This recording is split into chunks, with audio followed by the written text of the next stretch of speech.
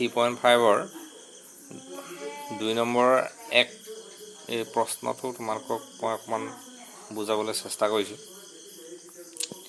প্ৰশ্নটো তোমালোকে ভালদৰে পঢ়িবা যে আমাক এযোৰ সমীকৰণ দিছে। এই সমীকৰণযোৰত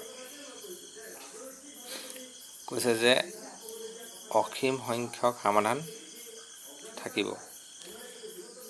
গতিকে আমি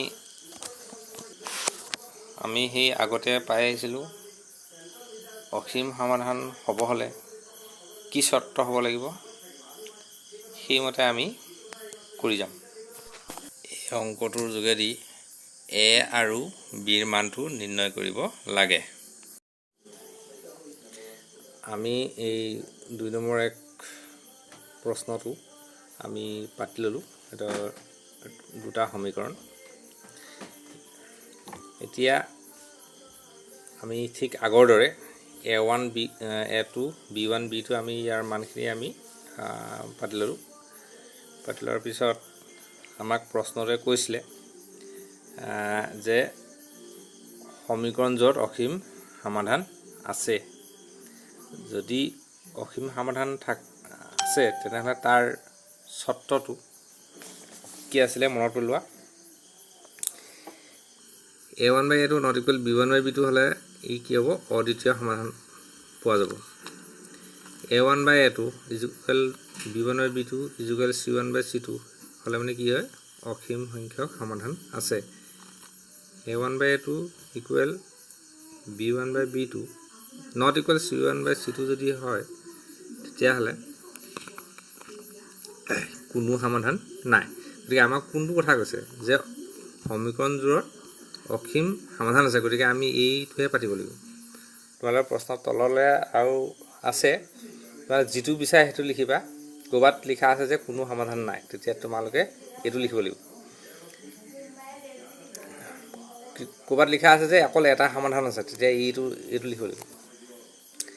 এতিয়া আমাক কৈছে যে ধুনীয়াকৈ আমি এইটো লিখিলোঁ। লিখিবৰ পিছত তাৰ এই যিখিনি মান আছিলে এই মানবোৰ আমি ইয়াত পাতি দিছোঁ। এয়া এনেকৈ আমি মানখিনি পাতি দিছোঁ। পাতি দিয়াৰ পাছত কি কৰিব লাগিব, আমি এই দুটা এক্সট্ৰা বেলেগকৈ আমি লিখিম।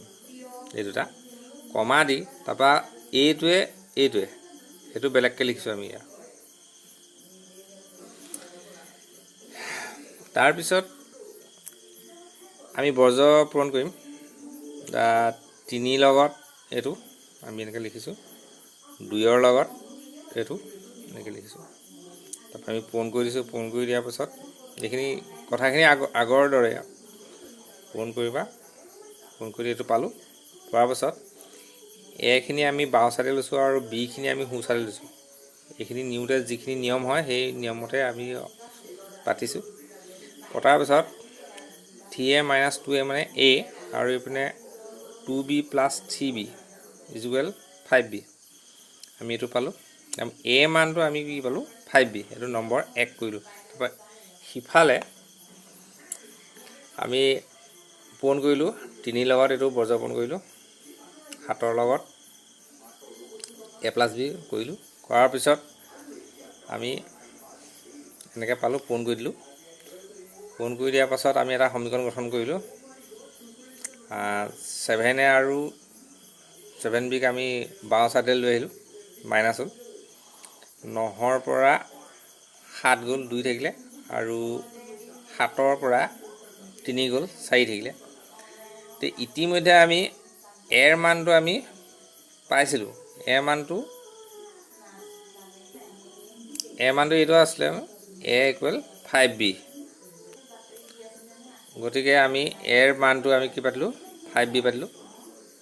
এই কি হ'ব, 2 × 5 = কি হ'ব, 10। 10ৰ পৰা 4 গ'লে কি হ'ব, 10ৰ পৰা 4 গ'লে 6। 6 এইপিনে 6 খন কৰিলোঁ, কেইবাৰ যাব, এবাৰ যাব। এতিয়া 1 নম্বৰ সমীকৰণত কি পাইছিলোঁ, a = 5b। এতিয়া b মানটো ইতিমধ্যে আমি 1 পাইছিলোঁ। গতিকে আমি 1 পাতিলোঁ। 5 × 5 এতেকে a = 5 আৰু b = 1।